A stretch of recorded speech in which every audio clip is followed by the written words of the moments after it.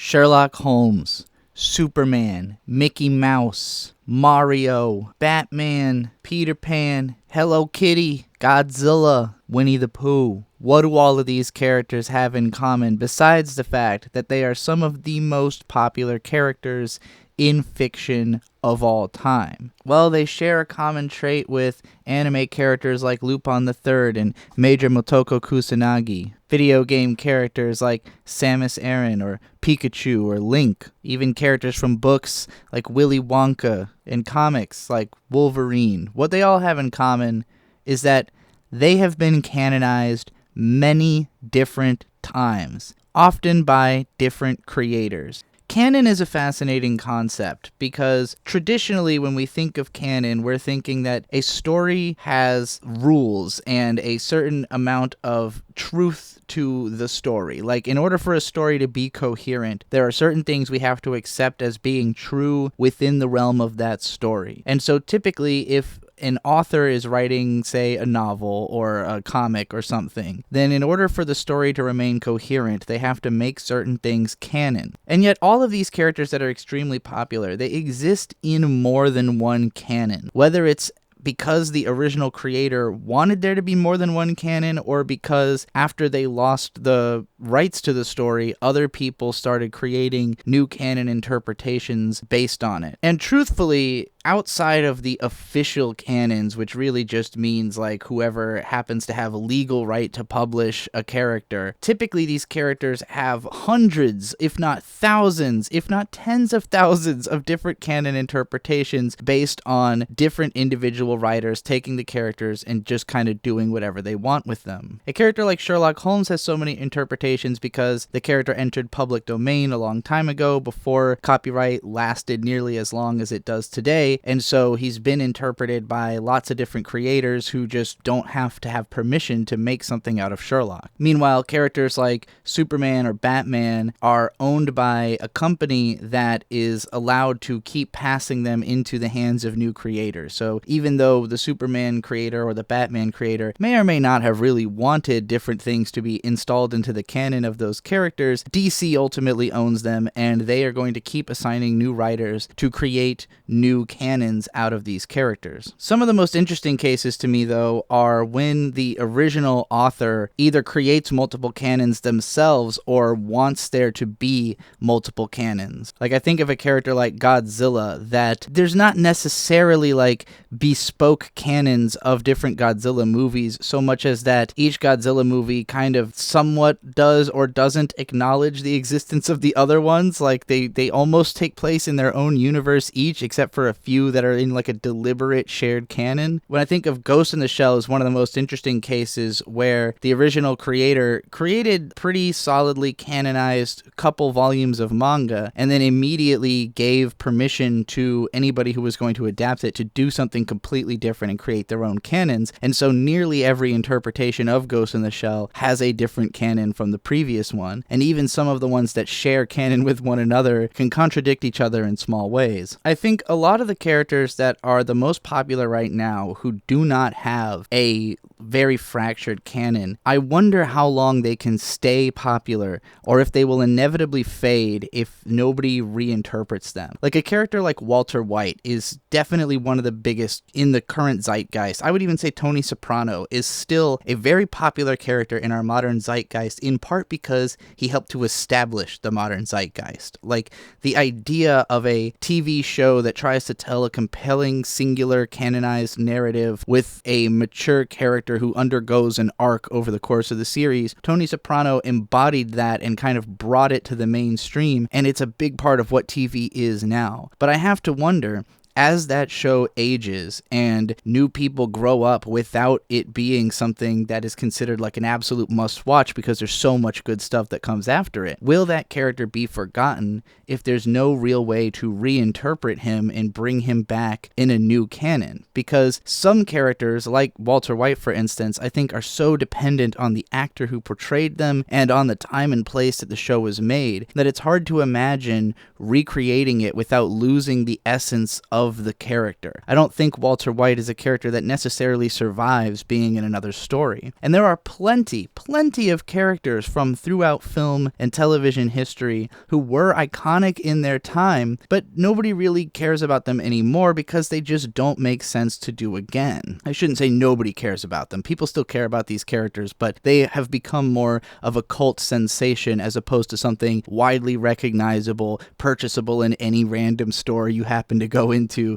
that sells character goods. Think of like I Love Lucy. Like that character was incredibly dominant for her time, but there was no way to replicate that character after that show was over. You could write fan fiction of I Love Lucy, I guess, but it's just not gonna be something that can be reshaped and reintroduced at the same level that it was at before. Whereas there's characters that, even if they're not extremely popular, are easy to replicate again and again, like say Sabrina the Teenage Witch. That's a character who's been around for quite a long time, and she's never been hyper popular, but she can always take another shot at it because there are only a few essential elements to what the character is that are not very tied to any kind of actress or any kind of time period. As long as you have the recognizable hallmarks of that character, you can reuse the name and reintroduce them. I think the problem with Sabrina is that there's not enough going on with her character in a canonized sense, whereas a character like, say, Lupin the Third or a Peter Pan or a Winnie the Pooh, these characters have like very strong defining characteristics that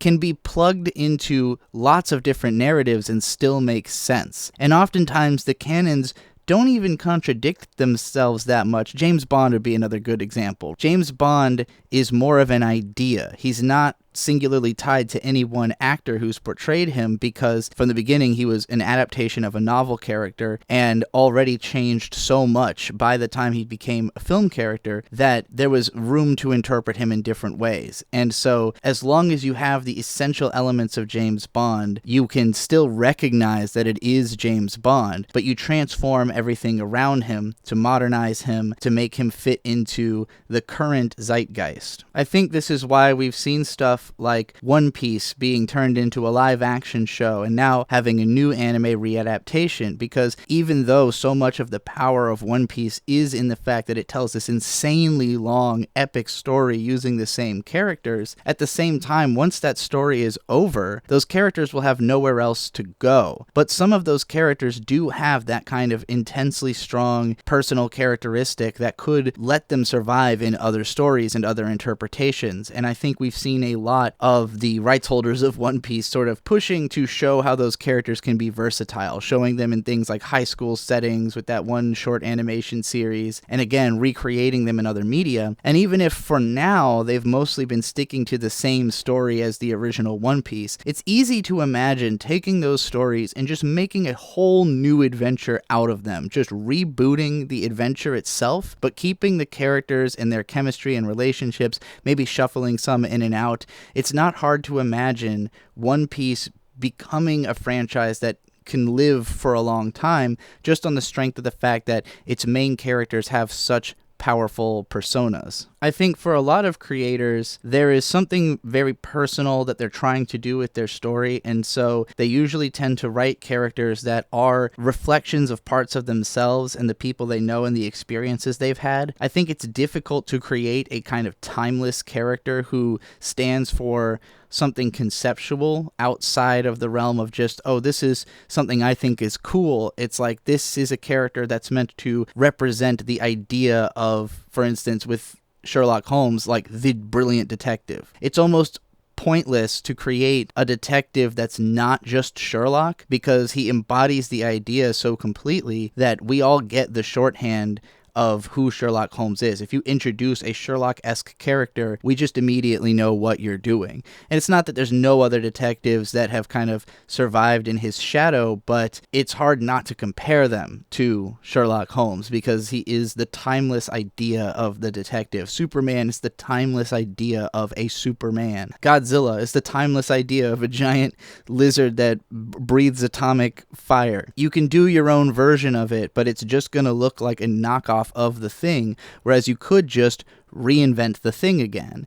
And just use it for new purposes, use it in a different kind of story. Creating a character with the intention that it can be broken from its original canon and used in different ways will give that character more longevity. It will give them the ability to survive the zeitgeist ending, to make it into the next zeitgeist, to continue being replicated and repeated. I don't know how much this can be accomplished intentionally and succeed. It's often easier to just pick one of the ones that already exists because there are so many concepts represented already that trying to invent something completely new and iconic, it's going to be real tough to find a niche that's actually worth finding and worth re-replicating as opposed to just using something that's already there. But I am always fascinated to see when a new character does enter this lexicon, when a new character does kind of emerge into this place. A good example of a modern character that's kind of doing this now might be Kratos from God of War, where even though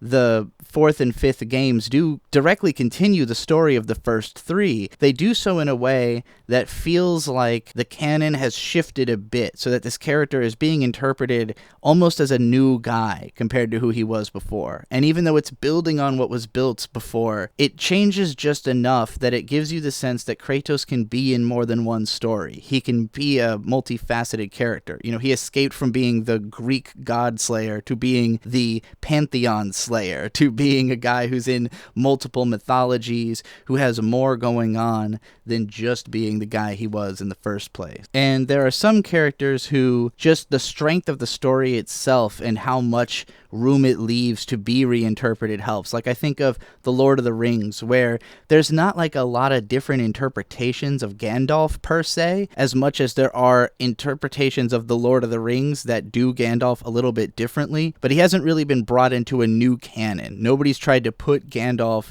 officially anyways, into like an alt-universe story and use him for something different than being in the story of The Lord of the Rings. But I think that could happen, and it would be interesting. And The Lord of the Rings itself is just such a deep and rich world that it has really more so represented the whole concept of fantasy adventure, more so than just like one character being a tentpole character, though Gandalf is kind of the arch wizard. He is the idea, the platonic ideal of the old wizard guy who helps you on your journey, the wise man in the gray robe. I'm extremely curious to see, as I live on, what characters keep getting reinterpreted, keep getting reintroduced. Characters like Willy Wonka that I've seen. When I was a kid, I saw the movie version of Willy Wonka, and then another movie version got made when I was in my early teens, and then another movie got made when I was in my early 30s. And so that's the kind of character that I'm thinking of, where there's clearly an effort being made to make them something eternal, to divorce them from their original context and turn them into something more symbolic.